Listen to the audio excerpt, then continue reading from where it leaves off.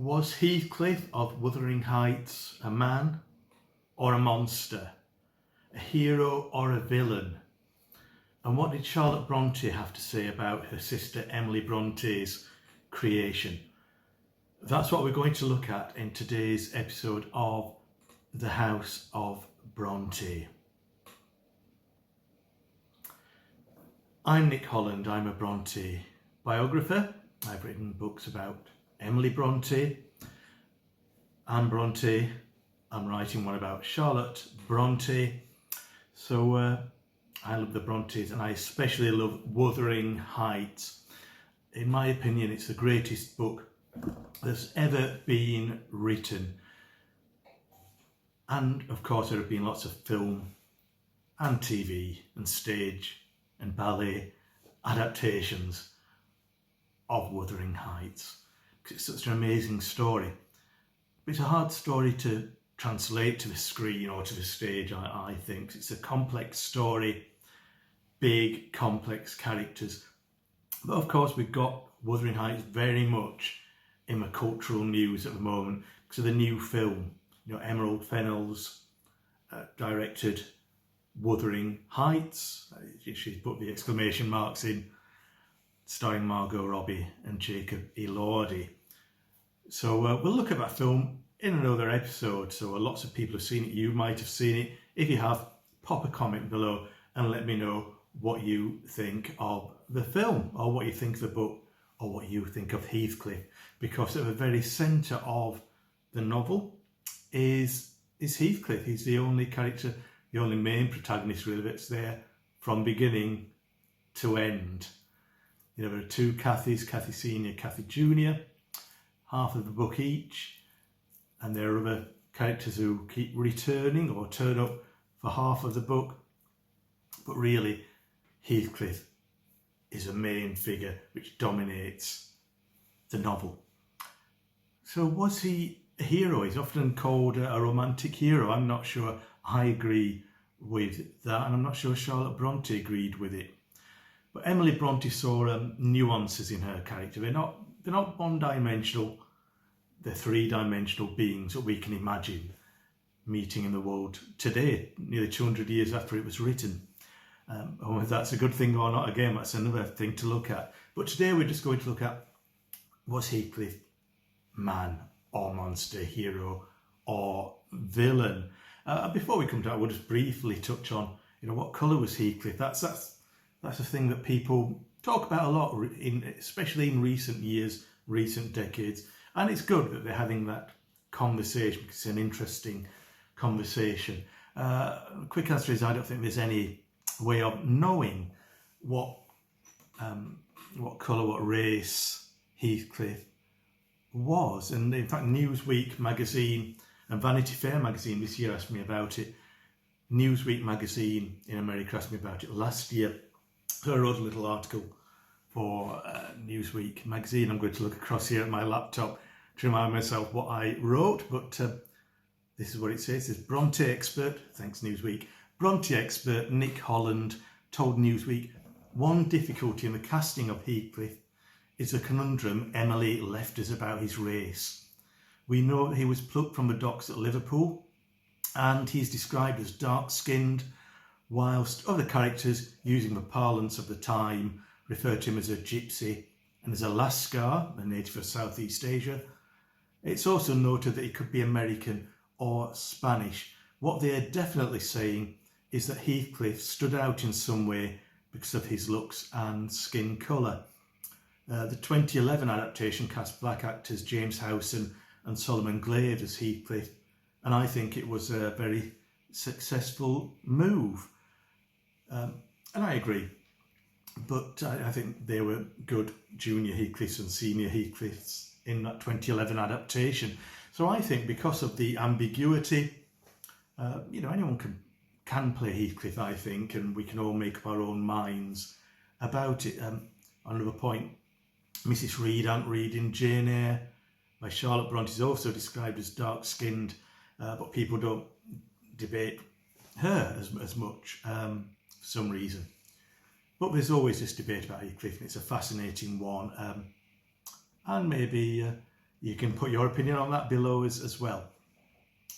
So we'll come to Heathcliff now. You know, Jacob Elordi's given a powerful performance as Heathcliff.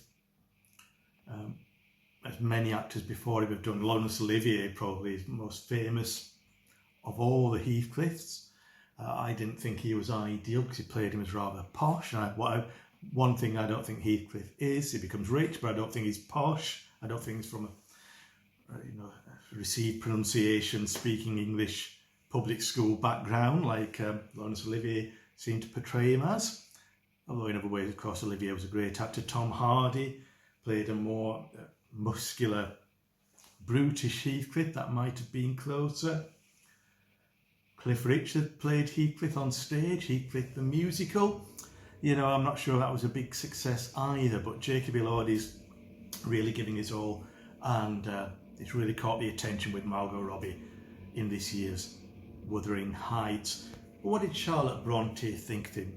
Say, what did Charlotte think of him? Because Emily Bronte didn't say what she thought of him. She just put it all in the novel. Emily put everything in the novel. Maybe it's why she didn't write another novel. She just put everything she wanted to say in that book about human relationships, about anger, about love, about lust, about terror. You know, it's a revenge. It's all in there. There's lots and lots of human emotions, human frailties in that book. And I think there may be too much of that for Charlotte Bronte's taste and for some of the critics in the late 1840s.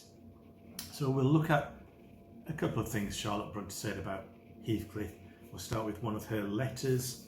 Fantastic book of Charlotte's letters, by the way. Letter in 1848. Now this is a interesting letter sent to W.S. Williams, who was one of her publishers, Smith Elder. He was the man who discovered Jane Eyre, and they became good friends, Charlotte and W.S. Williams. She talks about Huntingdon from Anne Bronte's Tenant of Wildfell Hall. She talks about Rochester, which is really interesting in Jane Eyre. Williams had said he thinks Mr. Huntingdon reminds you of Mr. Rochester. Huntingdon, by the way, is a real villain, absolutely out and out villain of Anne Bronte's Tenant of Wildfell Hall. So Charlotte says, does he? Yet there is no likeness between the two.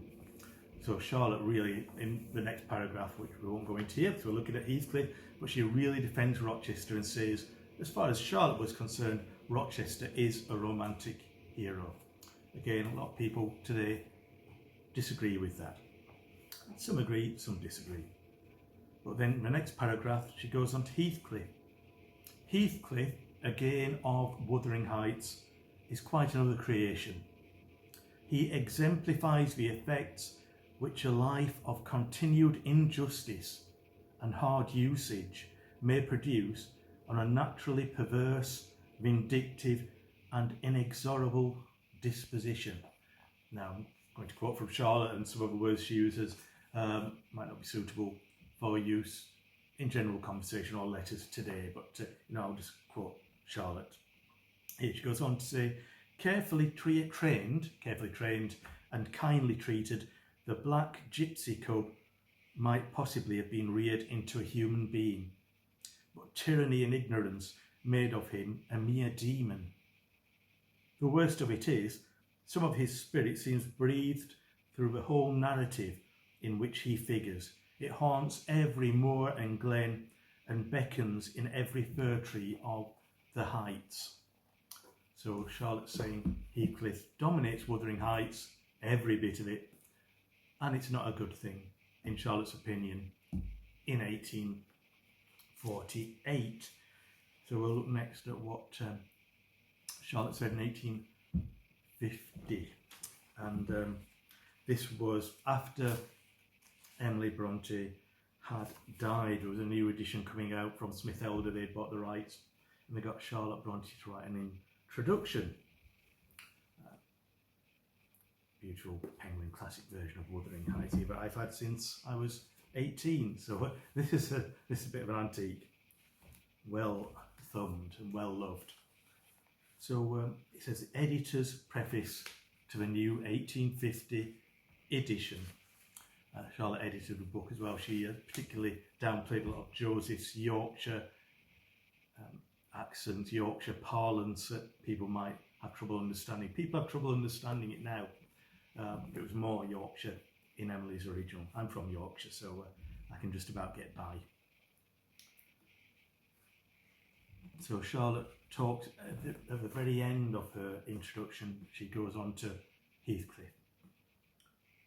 It says, Heathcliff betrays one solitary human feeling, and that is not his love for Catherine, which is a sentiment fierce and inhuman. A passion such as might boil and glow in the bad essence of some ever-suffering soul of a magnet of the infernal world, and by its quenchless and ceaseless ravage effect the execution of the decree which dooms him to carry hell with him wherever he wanders. No, the single link that connects Heathcliff with humanity is his rudely confessed regard for Hareton, some people say Hareton, for Hareton Earnshaw, the young man whom he has ruined, and then his half-implied esteem for Nellie Dean. So Charlotte credits that. That's one and a half things really she's got in Heathcliff's favour. These solitary traits omitted, we should say he was child neither of Lascar nor Gypsy, but a man's shape animated by demon life, a ghoul and a freak, a frightening spirit. Whether it is right or advisable to create things like Heathcliff, I do not know. I scarcely think it is. But this I know, the writer who possesses the creative gift owns something of which he is not always master, something that at times strangely wills and works for itself. He may lay down rules and devise principles, and to rules and principles it will perhaps for years lie in subjection, and then, happily without any warning of revolt, there comes a time when it will no longer consent to harrow the valleys or be bound with a band in the furrow, when it laughs at the multitude of the city and regards not the crying of the driver, when, refusing absolutely to make ropes out of sea sand any longer, it sets to work on a statue hewing, and you have a Pluto or a Jove, a Tisiphone or a Psyche, a mermaid or a Madonna, as fate or inspiration direct. Be the work grim or glorious, dread or divine, you have little choice left but quiescent adoption. As for you, the nominal artist, your share in it has been to work passively under dictates you neither delivered nor could question. That would not be uttered at your prayer, nor suppressed, nor changed at your caprice. If the result be attractive, the world will praise you who little deserve praise. If it be repulsive, the same world will blame you who almost little deserve blame. Wuthering Heights was hewn in a wild workshop with simple tools out of homely materials. The statuary found a granite block on a solitary moor. Gazing thereon, he saw how from the crag might be elicited the head, savage, swart, sinister, a form moulded with at least one element of grandeur, power. He wrought with a rude chisel, and from no model but the vision of his meditations, with time and labour, the crag took human shape, and there it stands colossal, dark and frowning, half statue, half rock. In the former sense, terrible and goblin-like. In the latter, almost beautiful, for its colourings of mellow grey and moorland moss clothes it, and heath, with its blooming bells and balmy fragrance, grows faithfully close to the giant's foot. That was Charlotte Bronte's ending to preface to the 1950 edition of Wuthering Heights. You know, she says he a lot at that time. A lot of people still thought it was by Ellis Bell rather than Emily Bronte. And she's saying, I think, saying again, like in her 1848 letter, Heathcliff isn't human, he's a demon. We shouldn't look at him as a human. He is a monster, he's not a man. And it's hard to get away from that, I think. If you read Wuthering Heights, it's so powerful. I read it at least once every year. And Heathcliff is a compelling character that dominates the whole book, gets in your mind, gets in your soul. But he's not a man, he's a monster. He's reasons possibly that we don't know about before he comes into the book that have brought him to this point, to this character, and certainly in the start of the book, reasons then for ways treated that make him so vengeful and violent. But he's a villain, and he's one of the greatest villains within the greatest book ever written. So that's what I think of Heathcliff. Let me know what you think. And if you like the House of Bronte, subscribe, like, share, whatever else you want to do with it. And come back here for more House of Bronte videos. Thank you.